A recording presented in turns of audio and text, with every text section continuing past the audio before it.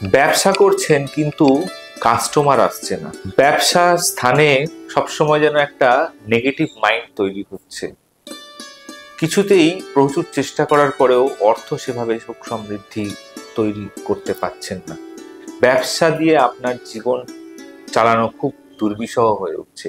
যদি ব্যবসা সংক্রান্ত ভাবে এইরকম কোনো সমস্যায় আপনি যদি মনে হচ্ছে আছেন, তাহলে বুঝে নেবেন আপনার ব্যবসায় কিন্তু নজর লেগেছে, বা আপনিও হয়তো ভাবছেন যে আপনার ব্যবসায় হয়তো কারোর খুব কুনজর লেগেছে।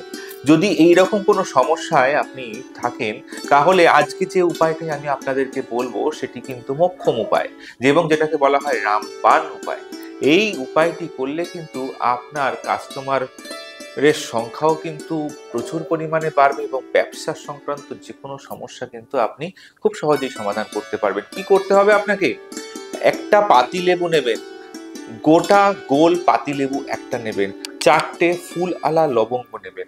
4টে লবঙ্গ পাতিলেবুর চারদিকে, মানে ওপর নিচে এবং দুটো সাইডে, এই চারদিকে গেঁথে দেবেন গোটা পাতিলেবুর মধ্যে।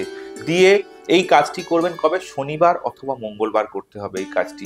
এবং সেই পাতিলেবুটাকে লবঙ্গ পুঁতে দেওয়ার পরে পাতিলেবুর গায়ে ওই পাতিলেবুটাকে নিয়ে আপনার ব্যবসার জায়গায় পুরোটা প্রদক্ষিণ করবেন 7 বার। 7 বার প্রদক্ষিণ করে ওটা ব্যবসার স্থানের থেকে বাইরে নিয়ে গিয়ে ওটাকে জ্বালিয়ে দেবেন, এবং লেবুটা ওখানেই ফেলে দিয়ে চলে আসবেন। এই কাজটি আপনি শনিবার অথবা মঙ্গলবার যে কোনো একদিন সপ্তাহে করে দেখুন। আপনার ধীরে ধীরে কিন্তু কাস্টমারের সংখ্যাও বৃদ্ধি পাবে, আপনার ব্যবসায় যদি কুনজর লেগে থাকে সেটাও কিন্তু কেটে যাবে।